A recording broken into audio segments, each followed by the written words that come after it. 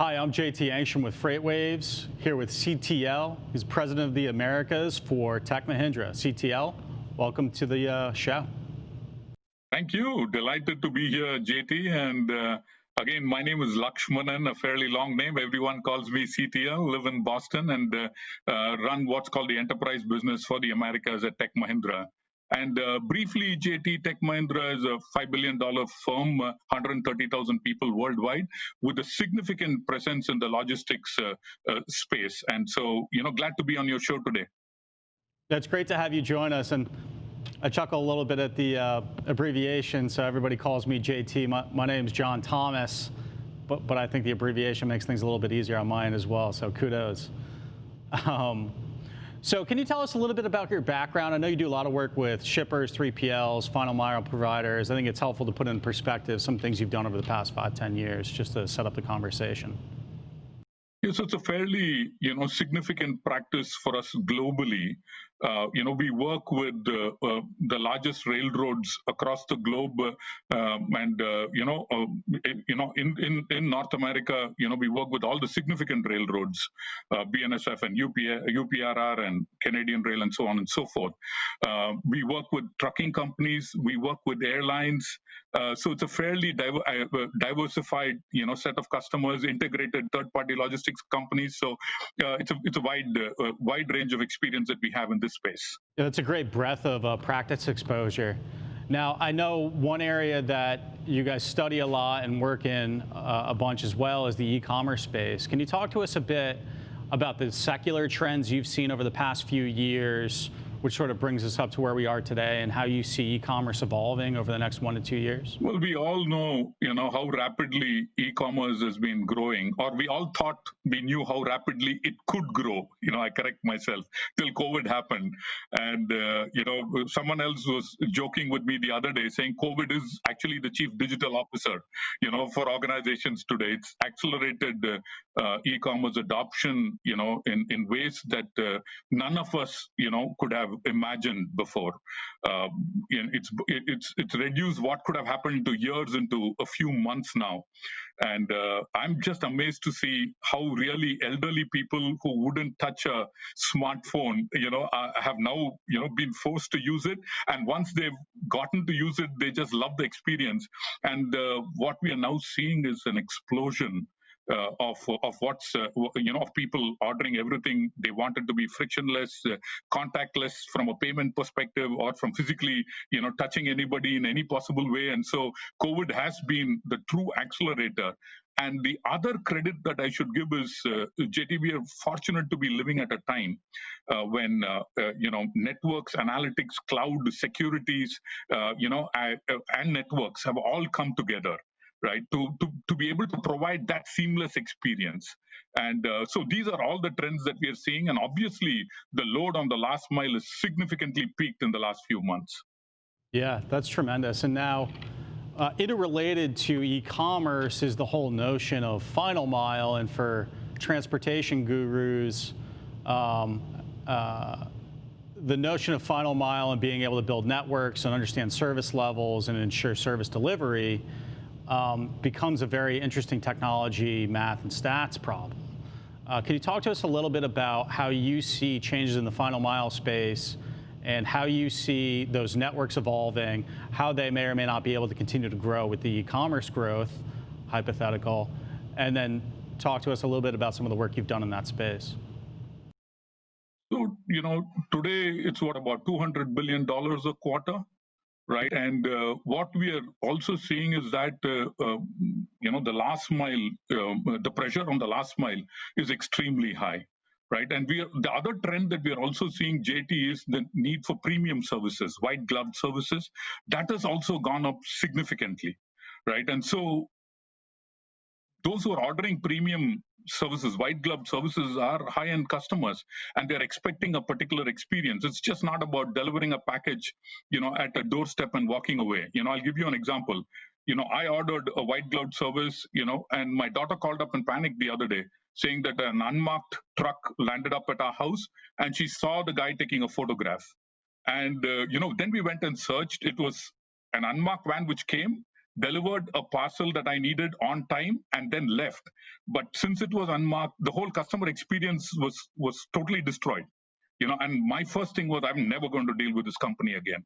So reputations can get completely tarnished if customer experience is not taken care of now, during the last mile. The entire supply chain, is at risk, number one.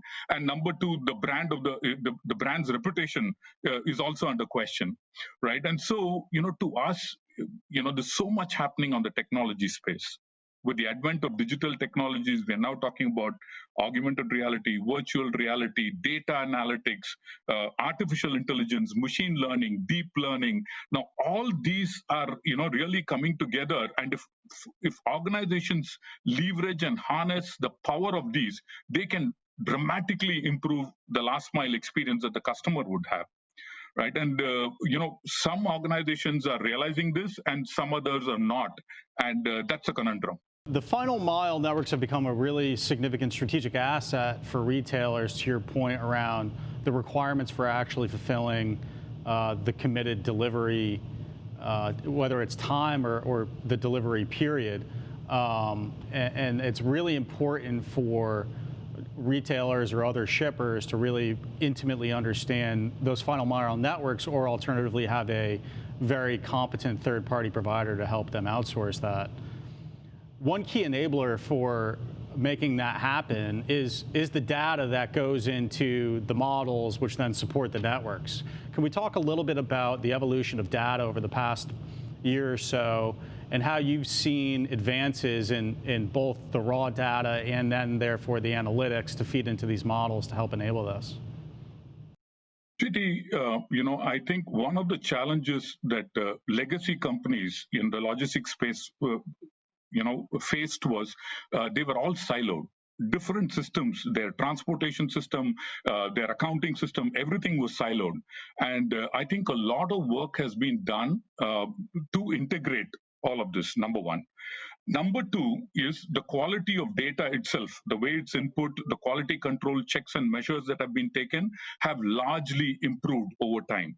Now, what this would mean is, typically retailers are saying, let me do things that I'm good at, and let me outsource more, like you alluded to, let's say, third-party logistics providers, right? And let them take over, and ensure that my final last mile experience is very good, which means that as it is getting delivered, the customer has to be completely transparent to the customer.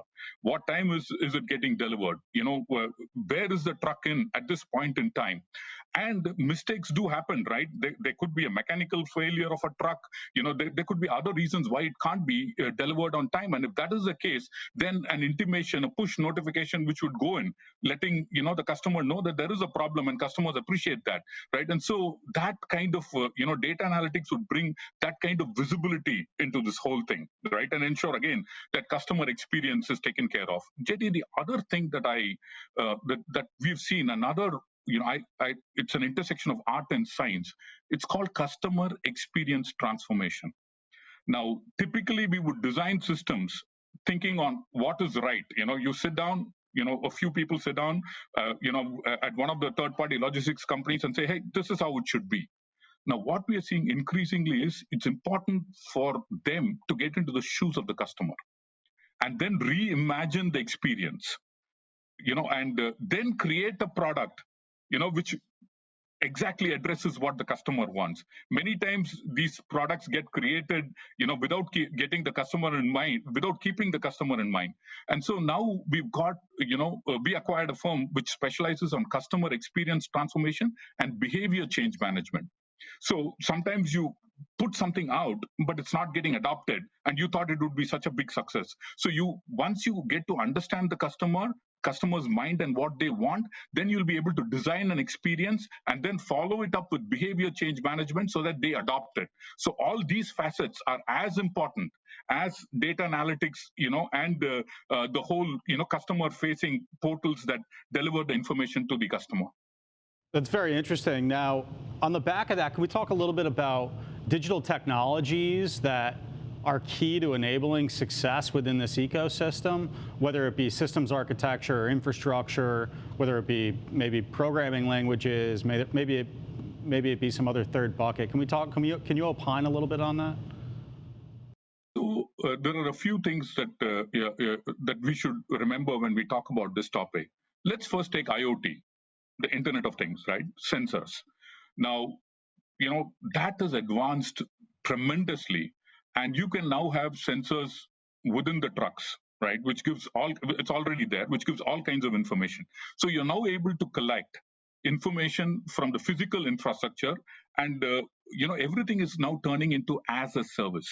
I'm talking about the service part of it, from a last mile perspective. So tire manufacturers are embedding sensors so that they know when the tire is wearing out. And what they promise customers is, you don't worry about it, we'll monitor the tire, and it's like a photocopier. You don't pay for the photocopying machine or for the consumable. You just pay for every sheet of paper that you photocopy and take out, right? And that's how the whole truck is going to evolve, right? And so it will be offered as a service, which means if anything is going wrong, the sensor will let you know that an engine is going to fail.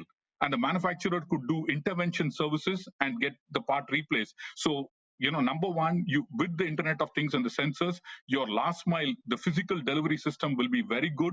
It'll function, and if there's a problem, the manufacturer would take care of it as an expert, and so that would be the first seamless part.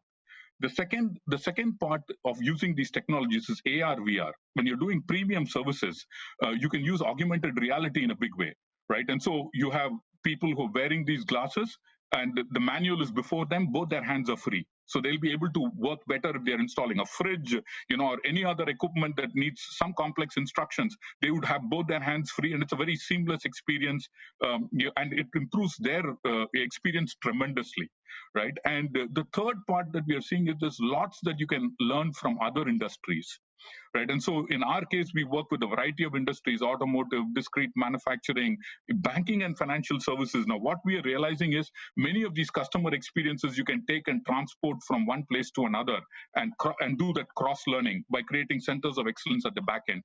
We're doing that, right? And so in terms of artificial intelligence, even within the software programs that we create, whether it's a transport management system, we're now creating these self-healing systems.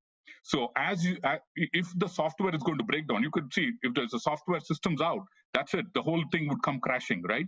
And so now what you could do is you could study this and find out when it is going to fail and correct it before it can fail, right? And these are called self-healing systems. And all these are now falling in place, at the right time, is what I would feel, JT. That's tremendous. And so now, if we were to finalize with one last question, could we talk a little bit about innovation and the future of technology in last mile? Lots of things are happening, and one, we've already seen drones, right? UPS and FedEx have already started experimenting with drones. You will see, and I can't disclose specifics, but we're going to see dramatic changes in autonomous delivery, frictionless payment, frictionless delivery. All these are seeing new paradigm with development, leveraging artificial intelligence and all these technologies. So you would see new ways of autonomous delivery fall into place, right? Which will enhance the final mile. And the third thing is use cases where you're transporting a product, and if it is a perishable, if it fails, how do you catch it during the supply chain and kill it at that point, and then reship it so that it reaches the supermarket, and when you open it, you have a good experience, or when it gets delivered at home, you have a good experience. So you're going to see dramatic changes in all that, JT, for sure. And in our case, JT, if I were to, share with you, from a Tech Mahindra perspective, we work extensively on the supply chain control tower, for fulfilling last mile order. So it gives you order status, shipment tracking, so on and so forth. The final mile SaaS, application integration with the TMS platform is something that we do. Network planning and optimization is a huge thing for CEP and freight services companies. Intelligent freight matching, for example, the smart trailer itself, sensor-enabled trailer, it helps in optimizing loading capacity and reduce loading timings and so on and so forth. Design thinking led transformation, which is the customer experience part that I talked about. Driver mobility apps for shippers and trucking companies, and intelligent automation. So these are different parts that we are working on, and ultimately all leading to making the last mile robust. So that's it for time. CTL, President of the Americas, Tech Mahindra. I'm JT Engstrom with FreightWaves. Thank you all for joining us. It was wonderful talking to you. Thank you again, and we look forward to connecting you soon.